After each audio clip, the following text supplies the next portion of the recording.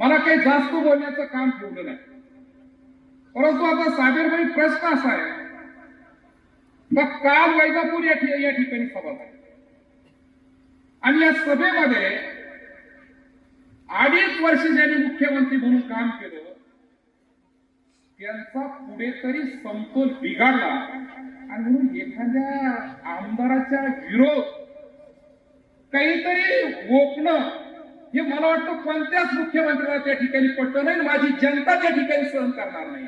संतोष भाऊ, जनता सहन करणार नाही.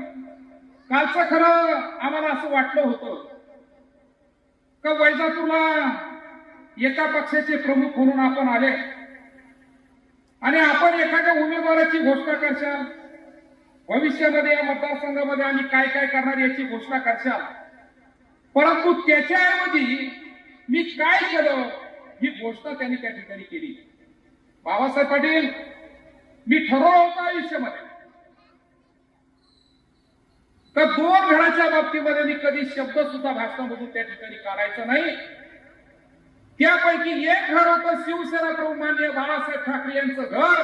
ते माझ्यावरती काही जरी आरोप जर झाला परंतु मी त्या घराच्या बाबतीमध्ये काही बोलायचं नाही. आणि दुसरं घर होतं आदरणीय आर्यवाणी साहेबांचं घर. मी आजही प्रामुख्याने सांगतो का ज्यांचं बोट धरून या राजकारणामध्ये त्या ठिकाणी यावं, ते आदरणीय वाणी साहेबांचे विचार त्या ठिकाणी आजही माझ्या हृदयामध्ये, आजही त्या ठिकाणी माझ्या मनामध्ये आहे. मी त्या घरावरती काही बोलणार नाही, परंतु खऱ्या अर्थाने जे 2.5 वर्ष ज्यांनी राजकारण केलं, आमच्या जीवावरती मुख्यमंत्री झाले, तुम्ही फक्त एक काम केलं असेल का माझ्यासारख्या एका शिवसैनिकाला तिकीट दिलं, परंतु तिकीट मागत असताना काय काय झालं याचा जर प्रामुख्याने या ठिकाणी विचार जर झाला तर शेवटच्या टप्प्यामध्ये या ठिकाणी सांगतो का वैजापूर विधानसभेची उमेदवारी येत असताना सुद्धा पैशाचा वापर त्या ठिकाणी होणार होता. मी रात्री 2 वाजता निघालो बाबासाहेब पाटलाला घेऊन. साबीरभाई दम मारीना. साबीरभाई म्हणले नाही, तुम्हाला जावं लागतं, बसावं लागतं. वैजापूरच्या विधानसभेची सुद्धा उमेदवारी पैसे देऊन त्या ठिकाणी एका माणसाला बळजबरी त्या ठिकाणी देण्याचा घाट त्यांनी रचला होता. परंतु रात्री गेलो 2 वाजता आणि 2 वाजता गेल्यानंतर मी शिवसेनेच्या 3 माणसाला भेटलो आणि त्यांना सांगितलं की रमेश बोरवाऱ्यांनी 15 केसेस शिवसेनेच्या घेतल्या आणि रमेश बोरवाऱ्यांनी 25 वर्ष बापासारखी आर्यवाणी साहेबांची सेवा केली. जर तुम्ही माझ्यासारख्याला जर तिकीट दिलं नाही तर शिवसैनिकांची आत्महत्या होईल.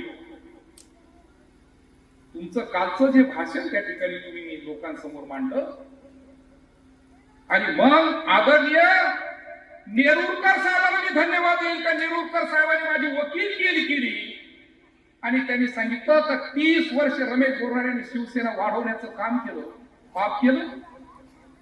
30 वर्ष काम केलं आणि मग मला त्या ठिकाणी उमेदवारी उद्धव काका त्या ठिकाणी मिळाली. सहज उमेदवारी मिळाली नाही. आणि त्या ठिकाणी काल तुम्ही येता आणि सांगता कार्यवाणी साहेब जर असते तर रमेश बोरवाऱ्याला उलट टांगलं असतं. ही भाषा एका मुख्यमंत्र्याची प्रकाश भाऊ. आणि मी जर असं बोललो का माझे शिवसेना प्रमुख बाळासाहेब ठाकरे असते, तुम्ही जर काँग्रेसमध्ये जर घेण्याचा निर्णय घेतला असता तर बाळासाहेब ठाकरेंनी तुम्हाला उलट टांगलं असतं. बाळासाहेब ठाकरेंनी तुम्हाला उलट टांगलं असतं. बाळासाहेब ठाकरेंनी हे शिकवलं. बाळासाहेब ठाकरेंनी सांगितलं होतं काही करायचं परंतु काँग्रेसमध्ये युती करायची नाही. आजही बाळासाहेब पाटील मी रात्रीपासून झोपलो नाही. मला त्या शब्दाचा मनाला झटका बसला तर तुम्ही उलट टांगण्याची भाषा एका लोकप्रतिनिधीला करता. आणि बाळासाहेबांचं जर भाषण जर ऐकवलं तर आजही जशाच तशा मी क्लिपा काढून ठेवल्या. बाळासाहेबांनी जे जे भाषण केले काँग्रेसवर असतील, काँग्रेसच्या नेत्यावर असतील, काँग्रेसच्या अध्यक्षावर असतील, हे बाळासाहेबांचे भाषण जर तुम्ही जर आज जर ऐकले तर त्या ठिकाणी जर बाळासाहेब जर हयात असते तर त्या ठिकाणी तुम्हाला उलट टांगलं असतं. तुम्हाला उलट टांगलं असतं. वाणी साहेबाचं साबीरभाईंनी उल्लेख केला. आम्ही वडिलांच्या नंतर सेवा केली मी साबीरभाई आम्ही जर वडिलांच्या नंतर सेवा केली असेल तर ती आदरणीय आलेवाणी साहेबांची सेवा केली. आणि तुम्ही कोणासाठी आज करता? ज्यांनी वाणी साहेबाला एक वटा सोडला नाही 218 गावाचा, त्या वाणी साहेबाला अक्षरशः आईचं वय 90 असताना तुम्ही वाणी साहेबांना आया बहिणीवर शिव्या दिल्या, त्यांचं काम करता.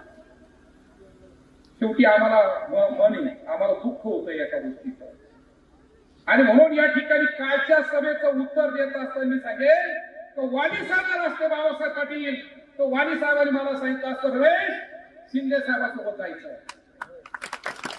वाणी साहेबाला काम प्यारं होतं, कारण वाणी साहेबाला काम प्यारं होतं. आणि वाणी साहेबांनी मला स्पष्ट सांगितलं असतं तू शिंदे साहेबांसोबत गेला पाहिजे. मला माहिती आहे वाणी साहेबाला शिवसेनेमध्ये असताना किती त्रास झाला. मी त्यांचे जे वारसदार आहे त्यांना सांगेल की वाणी साहेबांनी अनेक वेळेस त्या ठिकाणी मला सांगितलं, मला म्हणले अरे बाबा मी आमदार आहे परंतु आरोपीच्या पिंजऱ्यामध्ये उभा आहे. मारुती मंदिराची शपथ घेऊन सांगतो, मला वाणी साहेबाचा जशास तसा शब्द आठवतो. वाणी साहेब मला म्हणले की मी आमदार असून वाणी साहेब म्हणले की मी आरोपीच्या पिंजऱ्यात उभा आहे. उद्धव ठाकरेंनी वाणी साहेबांना कित्येक वेळेस आरोपीच्या पिंजऱ्यात उभा केलं. भाऊ आरोपीच्या पिंजऱ्यात काही संबंध नसताना आरोपीच्या पिंजऱ्यात वाणी साहेब स्वतः उभा राहिले. आणि म्हणून मी या ठिकाणी सांगेल तर तुम्ही त्या माणसाचं नाव घेऊन राजकारण करू नका. शेवटी आम्हाला सुद्धा आम्ही सुद्धा त्या माणसाचे बोट धरून 30 वर्ष राजकारण